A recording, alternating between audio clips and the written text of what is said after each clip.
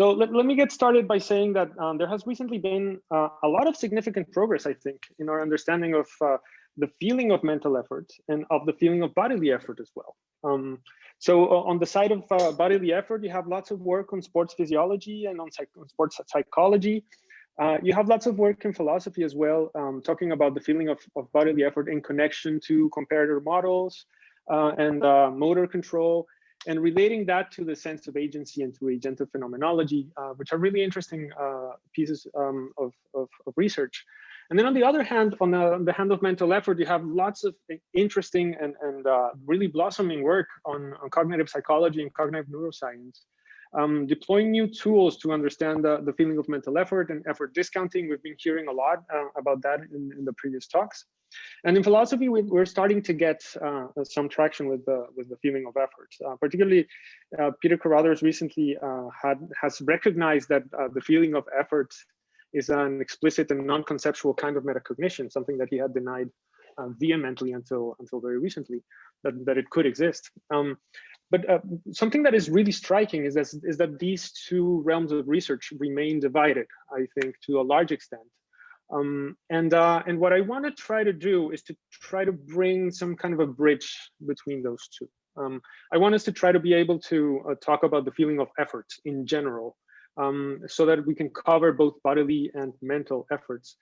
And I think that is a difficult thing to do, or is a challenging thing to do, because of something that I would call the disjunctive argument, which is, I think, an argument that lies dormant and in an intuitive way underneath lots of people's thinking about this topic. And the disjunctive argument would go something like this.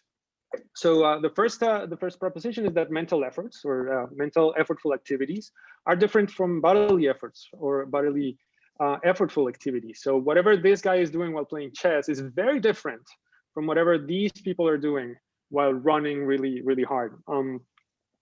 And if you accept that, there's a very strong distinction between those two efforts, then you can continue by saying that the feeling of mental effort just represents mental efforts. The representational content of the feeling of mental effort, what the feeling of mental effort is about mental effortful activities.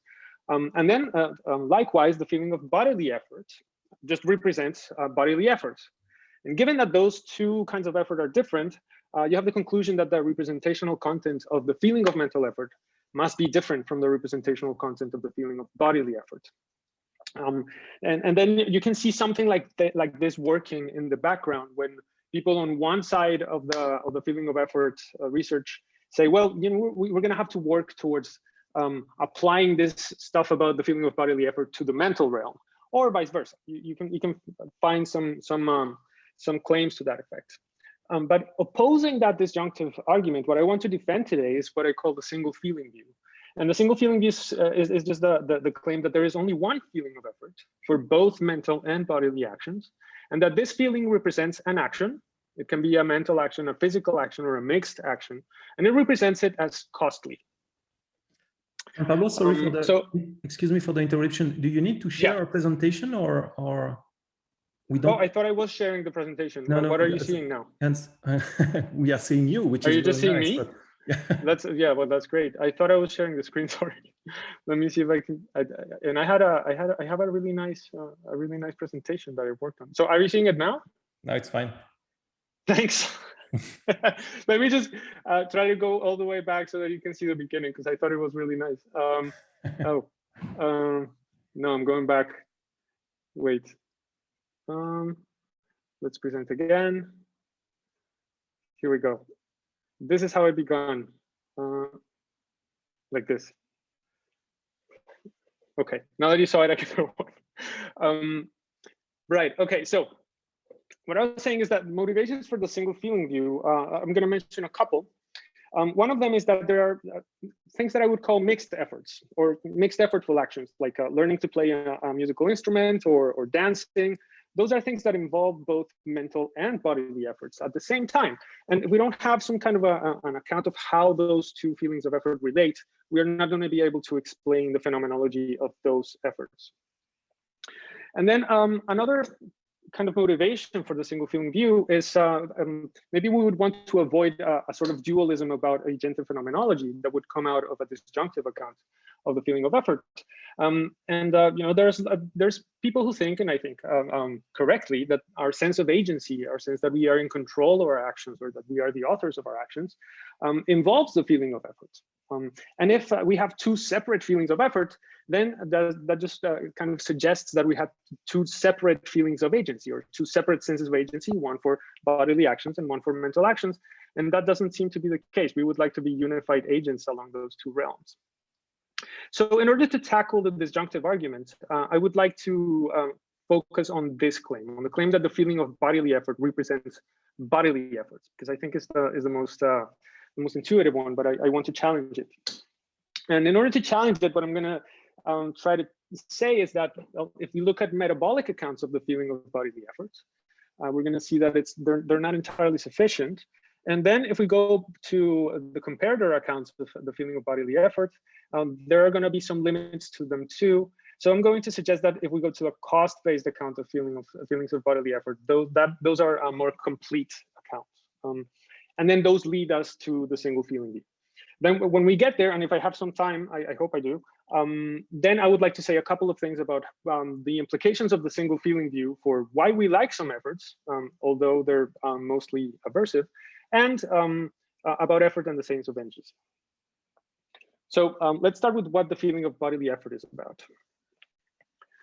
So according to this disjunctive argument that I mentioned, the feeling of bodily effort represents just bodily efforts, bodily effortful activities. But what does that mean more precisely? One way of cashing that out is by saying that the feeling of bodily effort represents some kind of metabolic process that is associated with exerting active physical, effortful physical activities. And there are some interesting things to say in favor of this view. One of them is that it explains why the feeling of bodily effort is frequently localized in certain body regions. If there is some metabolic process going on in our arms when we lift something very heavy, well, you know, that's why our feeling of bodily effort is localized around the arms. And there's some supportive evidence as well. So there's evidence that the intensity of effort correlates with the concentration of some metabolites in the milieu of the muscles. And that suggests that the feeling of bodily effort actually tracks some afferent signals, some signals that come from the muscles and go all the way to the brain. So we have this nice, very simple model that some afferent signals around the muscles correspond to what the feeling of effort is about. That's what the feeling of effort is trying to track. Now, there are some limitations for this account, and those are limitations for which some of the researchers in this field don't like this afferent way of cashing out the feeling of bodily effort. And basically what they suggest is that the afferent signals are neither sufficient nor necessary for the feeling of bodily effort.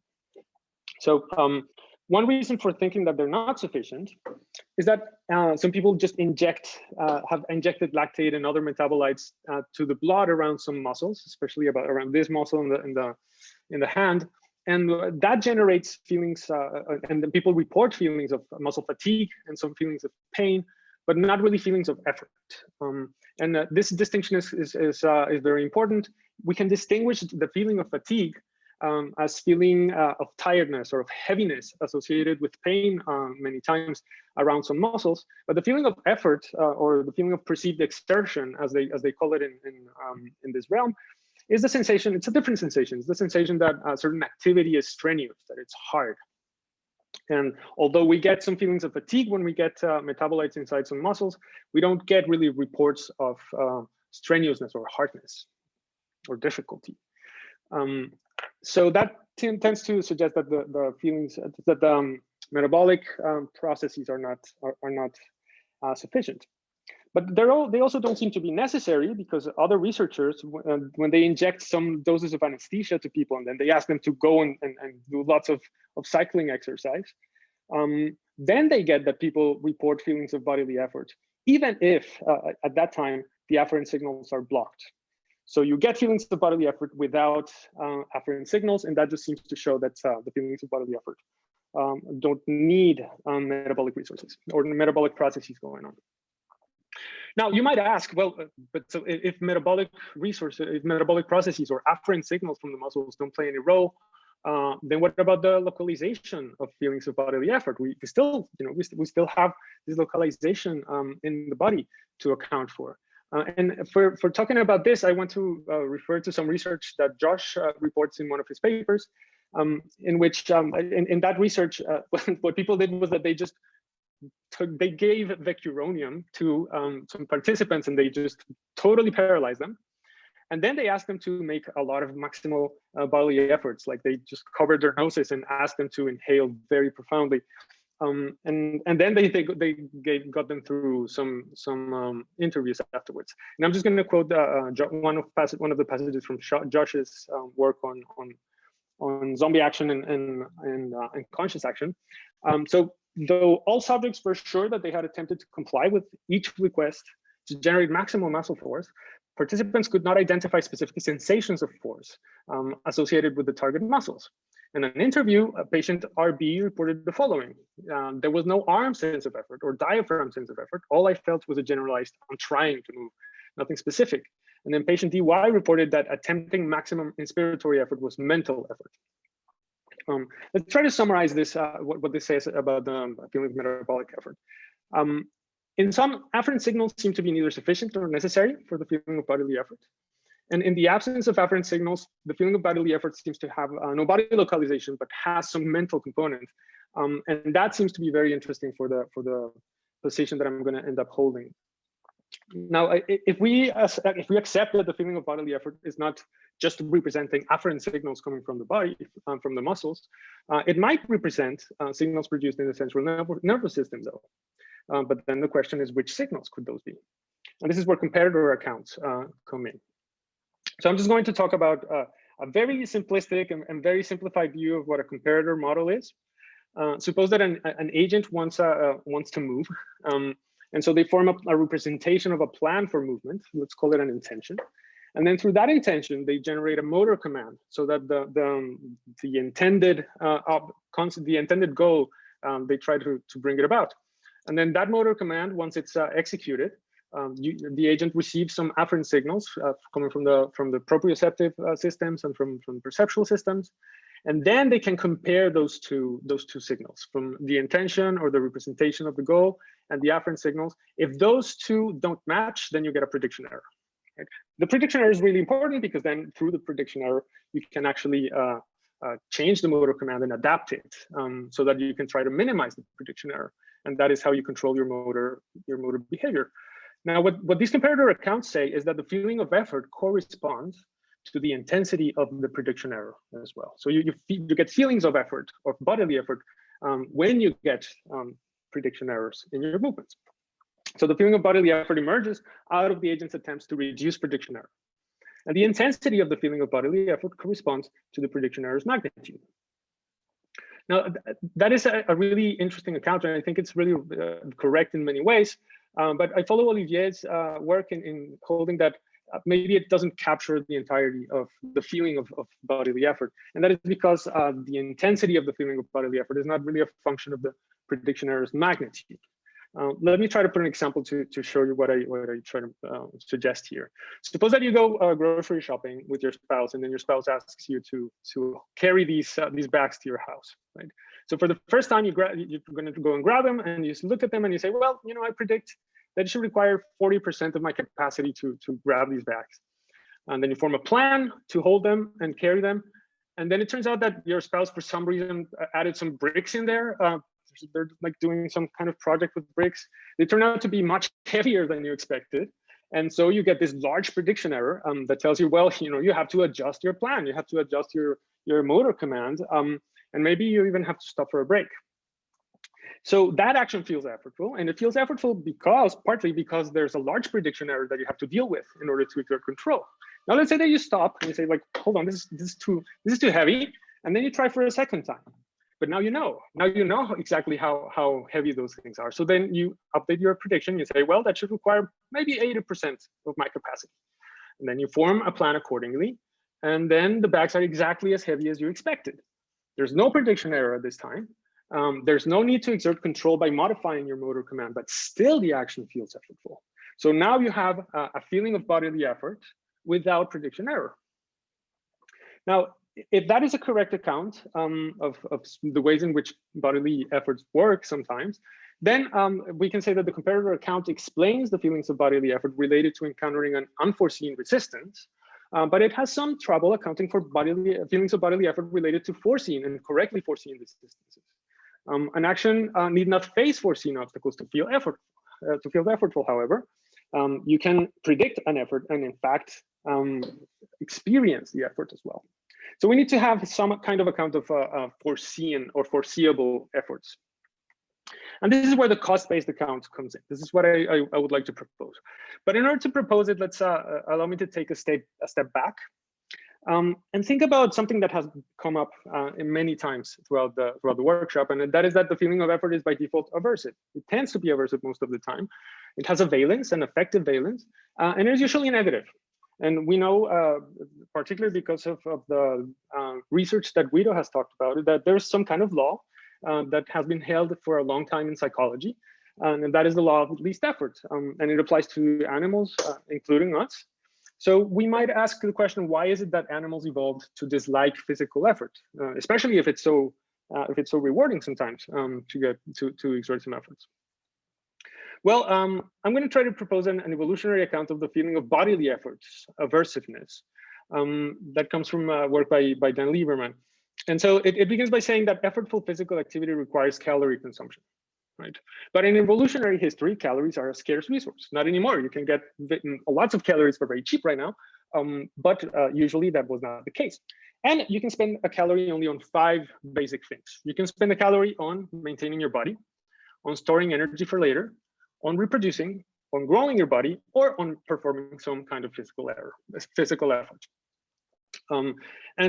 Interestingly, around 2/3 of calories just go toward maintaining the body.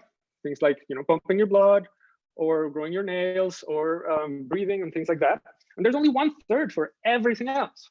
So each effortful action that you want to perform, be it running or hunting an animal or dancing or whatever, has high opportunity costs. The calories that we burn right now in physical activity are not spent on maintenance or growth and reproduction or on storage, things that might be even more valuable. So effort aversion, it turns out, is highly adaptive. It just motivates us to avoid spending calories unless it really seems very worthwhile. So if that is the case, then it makes sense for if evolution designed some kind of general purpose expected value calculator. And this calculator would use multiple cues from many different sources to compare the expected benefits and costs, including opportunity costs, but not only opportunity costs, of each effortful activity. And then expected value calculations would occur subpersonally. That's an important thing to say. Those calculations are not something that we do at the personal level, they just happen. But what we do get is the output of those calculations, which is the feeling of effort. And that feeling of effort would represent the expected costs of action execution. Now, this is more or less what we got. So my proposal is that, we get some afferent signals from muscular exertions, and then boom, they go as an input to the expected value calculator. You get prediction errors also that signal some kind of unexpected or unforeseen costs of your action, and they also go and they become inputs for this calculator. And then the expected value calculator outputs the feeling of effort. Now let's just mention very briefly something about mental effort. And I'm just going to touch on this because Andrew and Elizabeth have talked about these cost-benefit accounts of mental effort before. So what I want to say is that the metabolic accounts of the feeling of mental effort don't seem to work for reasons that Andrew explored yesterday, and that cost-based models seem more promising in this realm. And they posit this expected value calculator that estimates the costs and benefits of cognitive control allocation. So how does it do that? Well, people suggest that there are some proxies for estimating the costs and the rewards of the actions, of the mental actions. And those come from reinforcement learning mechanisms that learn in this type of situation, when I have exerted this kind of effort, how much benefit did I get? How costly was it? And then there are some motivational processes that also come into the picture. So when we bring all of that together, this is the kind of picture that we get. We have some inputs coming from metabolic processes. We have some inputs coming from comparator systems. And then we have also some inputs coming from mental effort calculations, some kinds of reinforcement learning processes that tell us how much benefit or how much cost we expect to get. And the whole account, what it tries to show is that all of these are inputs for this general purpose expected value calculator, which outputs the feeling of effort. Now, there is some evidence that suggests that there is such a thing as this expected value calculator that is unified in its general purpose and applies to both mental and bodily actions. And this is some evidence that came from participants being asked to make repeated choices between hard and easy tasks, both in the mental and the bodily realm. And for both of those, for mental effort and physical effort choices, there was an overlapping activation pattern in familiar zones in the dorsal anterior cingulate cortex, dorsomedial prefrontal, and dorsolateral prefrontal cortexes. Now, there was one difference, and it's an important difference, that amygdala was activated only for mental effort choice. But in general, this seems to support the single feeling view. It seems to support that there is this general purpose unified expected value calculator. Now, this is the single feeling view account that we end up coming up with. And it suggests that the feeling of mental effort and the feeling of bodily effort represent one and the same thing. They represent an action as costly. And the expected costs of action execution are calculated by this general expected value calculator that integrates multiple sources of input and tries to assess and estimate the costs of that action. Now, there's one interesting upshot for the agentive phenomenology. And this upshot is that the difference between the phenomenology of mental and physical effort is just a matter of degree. This is what I would say. On the one hand, you have some actions like lifting a heavy object that feel very, very bodily. They have a location in the body, and it feels like you're just doing them with your body for the most part. But then there are other things that are in the middle. Playing a sport, playing an instrument, and many other actions. I would argue most effortful actions, they feel like they involve both body and mind. They feel like they involve both bodily effort and mental effort. And then on the other extreme, you have things like doing some hard mental arithmetic problem that feels the phenomenology is very, very mental. But all of those just diverge on a spectrum. And that's actually something interesting and good about this view, which is that if we accept that the feeling of effort plays some constitutive role in the sense of agency, then the single feeling view shows that we have one and the same sense of control, and one and the same sense of agency over mental and bodily action. And that helps us avoid phenomenological dualisms that we probably wouldn't like. Now, one last thing about the enjoyment of effort. And this is, I'm interested in knowing what you guys think, and especially Elizabeth, with respect to this, and that is that the feeling of effort is by default aversive, but we do enjoy some efforts, like when we are in flow. And the feeling of effort tells us that an action is costly. That is that we must pay some price to perform that action. But prices are not necessarily aversive sometimes.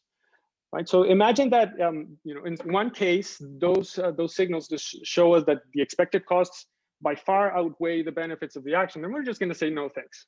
I'm not going to perform that action. That just doesn't make sense. Now, assume that there's some marginal benefits to that action, but the costs are very, very, very similar to the benefits. Then you might say, well, okay, this seems like something that's very expensive, but it seems worth it. So let's try it. But there's other cases in which benefits far outweigh the costs. And in that case, it's like we found a bargain. We found a good deal. And so we're very willing to pay the costs, and actually paying the cost would feel good because we found this bargain that is so good. So what I would suggest is that in the case in which the cost and the benefit are very much aligned, that is going to give us an aversive experience of the feeling of effort. But it probably is enjoyable when there's lots of benefit that outweigh the costs of the action according to this expected value calculator. That might be enjoyable. So in other words, what I'm trying to say is that we are happy to pay a cost when we are getting a great deal. And that might feel not aversive at all. So efforts that we like or that we are interested in are good deals in that sense. That there are cases in which the benefits vastly outweigh the costs, even if the costs are high, because the benefits are even higher. And then that just shows some of the consequences of things like engaging in hobbies or in games or in passions or even in flow states, which is we can persist for longer, we can exert higher amounts of effort. Even though it's a lot of effort, we can persist in those efforts and we can actually enjoy them. So that's one more idea for trying to work out those puzzles of the value and the enjoyment of effort. And basically, that's what I had to say. So thank you for listening and look forward to your questions.